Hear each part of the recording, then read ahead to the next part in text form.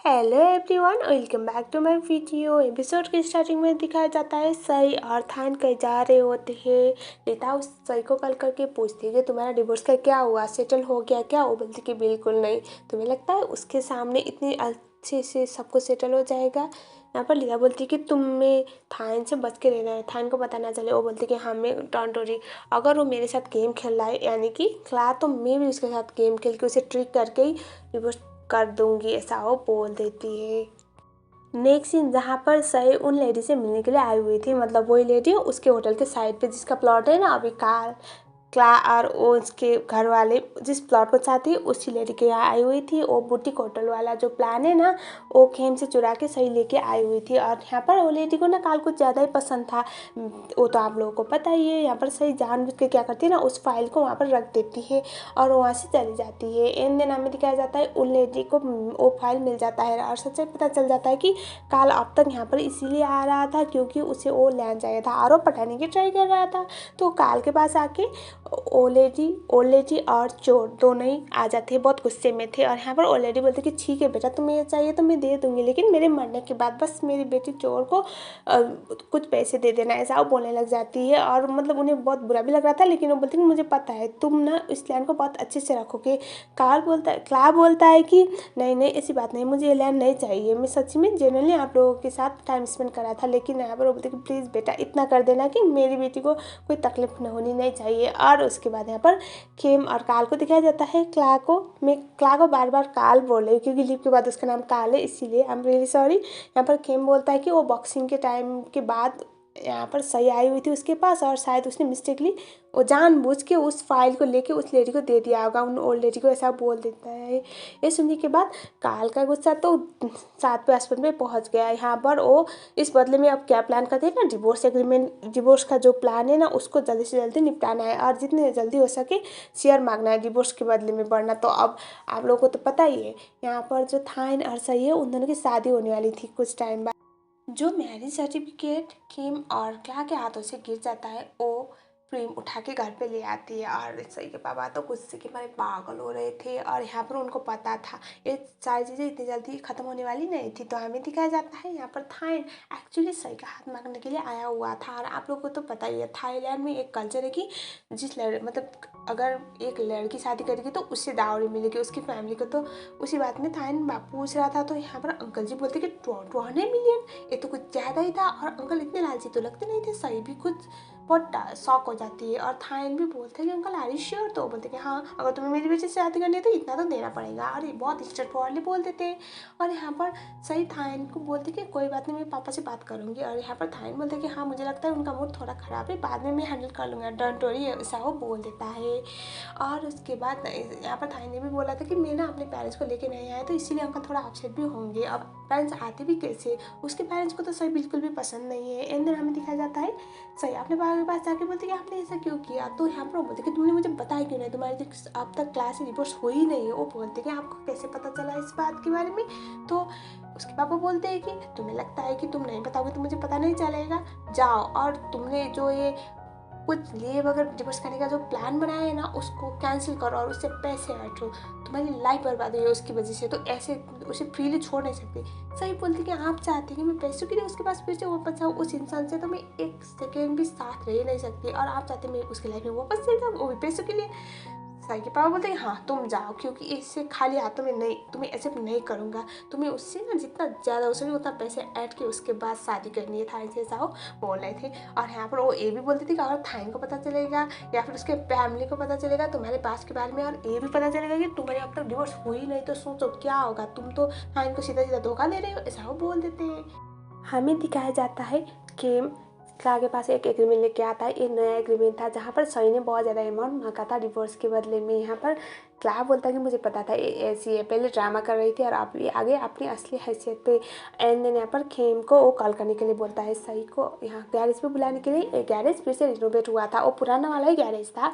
और इसके बाद हमें दिखाया जाता है सही को बुलाता है खेम और बोलता है कि मेरा बस आपसे तुमसे मिलना चाहते हैं, आ जाओ।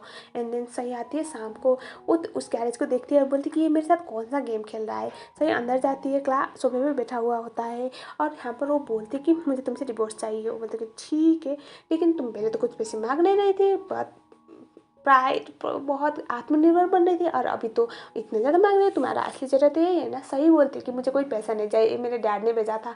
तो वो बोलती कि तुम उससे शादी करने के लिए यानी कि थाइन से शादी करने के लिए इतना कुछ करने को रेडी हो। सही बोलती कि हाँ। यहाँ पर क्लारा बोलता है कि तुम उससे इतना प्यार करती हो कि उसके लिए कुछ भी करोगे। सही बोलते हैं हाँ, एटलीस्ट तुमसे तो बहुत ज़्यादा करती हूँ, मतलब जब तुमसे करती थी ना प्यार, उससे तो बहुत ज़्यादा, क्योंकि वो मेरा ख्याल रखता है। तो यहाँ पर वो बोलता है कि हाँ तो ठीक है, मैं तुम्हें डिवोर्स दे दूँगा, लेकिन तुम्हें आज रात यहीं पर गुजारनी पड़ेगी। वो बोलती कि पागल हो गए हो। यहाँ पर क्या बोलता है कि तुम्हारे लिए वो इतना मायने रखता है कि तुम अपने प्राइड को भी बेच दोगी। वो बोलती कि ये प्राइड की बात है ही नहीं, बात ये है कि तुम जैसे घटिया इंसान के साथ यहाँ पर रहना मेरे लिए पॉसिबल नहीं। तो यहाँ पर क्ला बोलता है कि घटिया तो तुम भी थी ना, तुमने अपने बच्चे को मारा था। वो बोलता है कि क्या मेरा बच्चे को मारा था मैंने, तो वो मेरा मिसकैरेज हुआ था। तो वो बोलता है कि नहीं, जब मैं जेल गया था ना, पहले तो तुमने मुझे जेल जाने पे मजबूर किया और उसके बाद एबॉर्शन का नाम, मिसकैरेज का नाम लेके मेरे बच्चे को मार दिया। ऐसा वो बोलता है। वो बोलती कि तुम क्या बकवास कर रहे हो। और उसके बाद वो बोलते कि और तुम तो मुझसे छुटकारा भी पाना चाहती थी जब मैं को वहाँ पे था।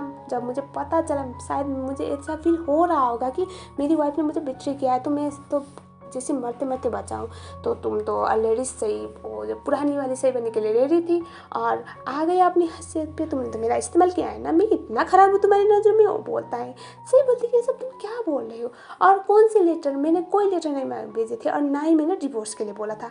तो उसके बाद क्ला उसे घसीटते हुए ले जाता है, मतलब हाथ से पकड़ते हुए, और बोलता है कि ये देखो लेटर, जहाँ पर तुमने साफ साफ लिखा हुआ है कि तुम्हें मुझसे कोई मतलब नहीं, और तुम्हें जब मेरे साथ रहती थी ना तुम्हें बहुत बुरा फील होता था और मेरे गरीब होने से तुम्हें बहुत फ़र्क पड़ता था। तो बोलती कि ये सब मेरे लेटर है ही नहीं। तो क्या बोलता है कि हाँ तुम तो ये बोलोगे ना, ये भी तुम्हारे पापा के है, मुझे पता है, तुम तो वही बोलोगी, लेकिन पता है मुझे अच्छी तरह से पता है, तुम जैसी औरतें जो हम जैसे लड़कों को ना खिलौने की तरह इस्तेमाल करना जानती हो। ऐसा बोलता है। बेचारी सही को पता ही नहीं, तो अब वो क्या बोलेगी, वो तो कंफ्यूज हो जाती है। वो बोलेगी कि मैंने नहीं किया, लेकिन यहाँ पर क्ला थोड़ी मानने वाला था। क्लाए भी बोलता है कि तुम मुझसे छुटकारा पाना चाहती थी, तुम्हें शर्मिंदगी होती थी मेरे साथ रहने में, और इसीलिए तो जब मैं कोमा में चला गया तो तुम उसके बाकी भी फर्दर पेमेंट करने वाले डॉक्यूमेंट साइन करने से तुमने मना कर दिया और मुझे ऐसे मरने के लिए छोड़ दिया। और तुम तो तरस रही होगी ना अपने बॉयफ्रेंड के पास वापस जाने के लिए, इसीलिए तुम मुझे ऐसे छोड़ दिया था। इसीलिए ना मैं सारे लेटर रखता हूँ अपने पास, ताकि मुझे याद आए तुमने मेरे साथ क्या किया है, और मैं हमेशा तुम्हारे धोखे को याद करता रहूँ और मुझे याद रहे कि तुमसे कितनी नफरत करनी है। सही बोलती कि ये सब तुम क्या बकवास कर रहे हो, ऐसे तो तुम भी तो जंगल में गए थे, तुमने प्रॉमिस किया था तुम कुछ भी नहीं करोगे ऐसे इलीगल काम। लेकिन यहाँ पर क्ला बोलता है कि तुम्हारे पापा ने मुझे फंसाया था, मैं किम को बचाने गया था और वहाँ पर तुम्हारे पापा के ट्रैप में फंस गया, मैं एक बेवकूफ़ शुरू, ऐसा वो बोल देता है। सही बोलती कि अब मुझे इसके बारे में बकवास कोई भी सुननी नहीं है, चाहे तुम कुछ भी बोलो, ऐसा बोलती है। यहाँ पर क्ला बोलता है कि अगर तुम मुझसे सच्चा प्यार करती और मेरे बारे में सोचती ना, तो तुम ये मान ही नहीं सकती थी कि मैं मर गया, और 7 साल तक शायद तुमने एक बार भी मुझे याद नहीं किया होगा। तुम तो ये मान चुकी होगी ना कि मैं मर चुका हूँ। सही बोलती है कि 7 साल में एक दिन भी नहीं हुआ है जिस दिन मैंने तुम्हें याद ना किया हो। ये सुनने के बाद हमारा सख्त लंडा थोड़ा सा सॉफ्ट हो जाता है, लेकिन फिर से वो अपने रिवेंज मोड में आते हुए बोलता है कि तुम ड्रामा कर रही हो। ये सुनने के बाद क्ला बोलता है कि तुम झूठ बोल रही हो, क्योंकि तुम मुझे जब जिंदा देख रही थी ना, तो तुम्हारी आंखों में मैंने कभी खुशी देखी नहीं है। और उसके बाद वो उसे ऐसे देखता है और वो बोलता है कि सबसे बड़ी प्रॉब्लम ये है कि तुमने मुझे कभी प्यार किया नहीं था, हमारे बीच में कभी कुछ था ही नहीं, तुम मेरे लिए कुछ फील करती ही नहीं थी सिवाय उस रैप के। ऐसे बोल के उसे अपने पास खींचता है। यहाँ पर सही उसे बोल रही थी कि मैं उसके साथ ऐसा नहीं कर सकती, मतलब उसने बोला कि मेरे साथ टाइम स्पेंड करो, लेकिन वह बोलती कि थाइन को हर्ट नहीं कर सकती। तो बोलती कि इसमें क्या प्रॉब्लम है, हम दोनों ही एडल्ट थे, it's not a big deal. और उसकी बहुत करीब आता है। यहाँ पर सही बोलती कि तुम मुझे नफरत करते हो, और नफरत करने के बाद तुम मुझे परेशान क्यों कर रहे हो। तो वो बोलता है कि इसमें परेशानी वाली कौन सी बात है, तुम्हें डिवोर्स चाहिए ना, तो इतना तो करना पड़ेगा। एंड देन तभी इनका अच्छा मूवमेंट चल ही रहा होता है, तो क्लैरी का कॉल आता है और उसके बाद वो उसे एक किक मारती बोलती कि मुझे पता चल गया, तुम मुझे डिवोर्स देने वाले तो नहीं हो, यहाँ पर मुझे बस परेशान करने के लिए बुलाए हो। और उसके बाद वो वहाँ से चली जाती है।